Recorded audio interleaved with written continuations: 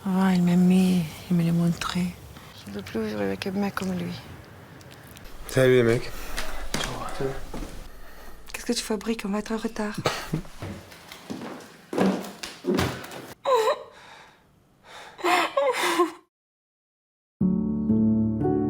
Hai guys, kali ini aku akan menceritakan film berjudul Burning Hot Summer yang dirilis pada tahun 2011 yang lalu.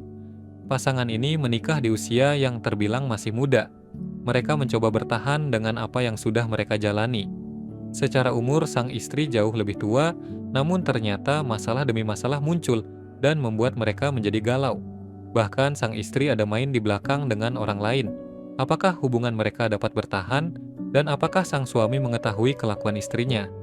Sebelum lanjut, jangan lupa like, subscribe jika kalian suka sama video ini.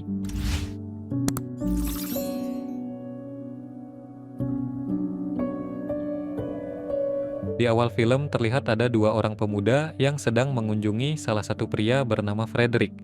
Di sini dia diperkenalkan dengan orang bernama Paul. Hingga mulai saat itu Paul dan Frederick menjadi teman. Salut. Ah. Tu peux venir aussi. Ah ouais. T'as rien à montrer? Frederick bekerja di bidang seni lukis, sama halnya dengan Paul. Dia juga adalah pekerja seni dan menjadi seorang aktor namun masih merintis sebagai figuran. Selain itu, ternyata Frederick sudah menikah dengan seorang mantan aktris terkenal bernama Angela. Dan tentu saja hal itu membuat Paul agak iri. T'es déjà célèbre. Salut Damien, ça va? Salut Angèle. Elle était méchante. Regarde. Tu fais attention, tu la casses pas. Jadi Paul ini ternyata pada akhirnya ketemu juga sama jodohnya bernama Elizabeth. Mereka kenal di sebuah film yang mereka garap. Kala itu Elizabeth menjadi figuran, dan semenjak itu juga mereka kenalan dan menjalin hubungan. Mereka ingin hidup bersama, namun masalahnya mereka tidak punya cukup uang. Apalagi tidak semua sutradara ingin menggunakan jasa mereka. Ouais, peut-être si on veut avoir des enfants. Pas comme ça pour toi? Si. Quand j'avais 16 ans, j'ai perdu ma meilleure amie. Si j'avais pas d'argent, on serait pas avec moi. Ben non. Jadi Paul mengajak Elizabeth ikut dengannya berkunjung ke rumah Frederick yang cukup luas. Mereka diterima dengan baik di sana, dan sementara mereka akan tinggal di sana, Frederick tidak masalah akan hal tersebut. Bahkan mereka senang karena ada teman, terutama Angela. Angela bilang belakangan ini Frederick udah jarang mau diajak ngobrol dengannya, apalagi diajak beradu mekanik. Seperti ada jarak di antara mereka. Tu sais, moi aussi, je voulais être peintre. Tu sais, moi j'ai pas vraiment. Je sais, t'as pas besoin de moi. Quelle faille, lâche. Il y a une dame qui trompe. Angela menganggap Elizabeth udah kayak adiknya sendiri.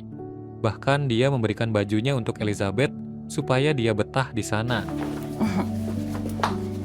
C'est la robe avec laquelle je tourne. Tu veux l'essayer?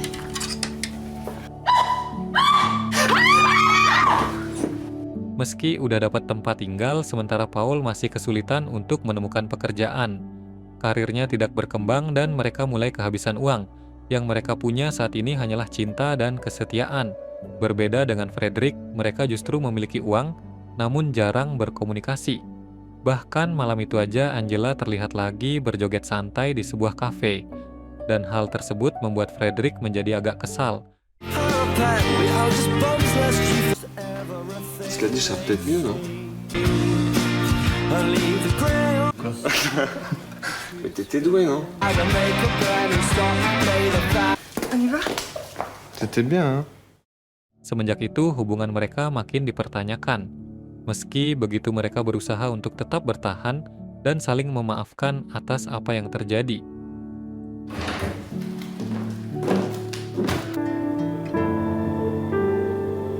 Mon amour.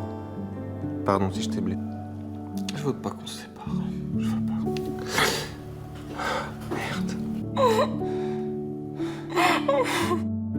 Beberapa minggu berada di sana membuat Paul jadi tidak enak dengan Frederick, terutama Elizabeth. Paul berpikir mungkin sebaiknya mereka pindah dari sana karena dianggap mereka ini adalah beban. Namun hal itu dibantah oleh Frederick dan Angela. Mereka senang dengan keberadaan Paul dan Elizabeth. C'est la seule raison. T'es contente maintenant? Non, non, rien. Ah si, dis-moi. Oui, bah, du calme. Hein. C'est vrai. Sur la critique. Faudrait dire que je suis somnambule. Paul, tu te calmes. Hingga suatu malam ada teman Frederick yang berkunjung. Namanya adalah Roland. Roland ini juga kenal dengan Angela karena pernah menggarap film bersama-sama. Pada akhirnya mereka makan bersama malam itu. Tapi sepertinya Roland punya tatapan yang nakal pada Angela. Ya, berani-beraninya mereka main di belakang Frederick. Angela dan Roland beradu mekanik saat itu.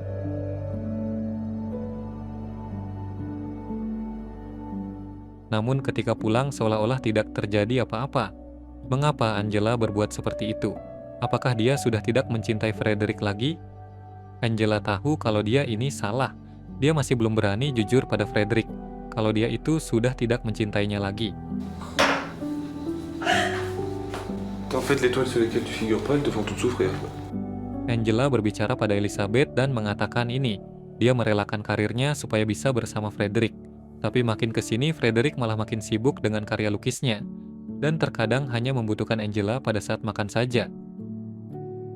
Aksi Angela bahkan tidak berhenti sampai di situ. Ketika Frederick, Paul, dan Elizabeth pergi mengunjungi teman lama mereka, Angela tidak ingin ikut. Katanya dia mau jaga di rumah saja. Tapi yang terjadi dia malah ketemu lagi dengan Roland untuk beradu mekanik. Setiap ada kesempatan mereka selalu ketemuan untuk beradu mekanik. J'ai découpé la toile, ce qu'il m'avait demandé.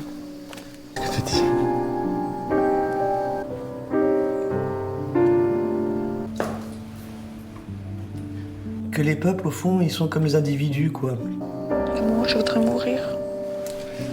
Dan ketika Frederick dan yang lain sudah kembali, Angela tidak menjawab panggilannya. Tampaknya di sini Angela benar-benar sudah tidak peduli lagi dengan Frederick. Jadi dia berbicara baik-baik dengannya dan mengatakan yang sejujurnya. Mon amour! Angèle! J'ai passé une belle journée. Ah? Si. Pardon. Il m'a demandé de partir avec lui. Mendengar apa yang Angela katakan, Frederick seolah-olah kehilangan dunianya. Bagaimana bisa Angela tega mengkhianati dirinya? Tapi ternyata tidak hanya Frederick. Elizabeth mengalami hal yang serupa namun dia tidak selingkuh. Dia merasa hidup bersama Paul ini sangatlah menyiksa. Tidak ada uang, bagaimana mereka bisa hidup dengan baik? Elizabeth bahkan ingin meninggalkan Paul namun dicegat olehnya. Paul berjanji akan berusaha lebih giat lagi supaya dia bisa mendapatkan pekerjaan yang layak. Tromper pour moi, ça veut rien dire.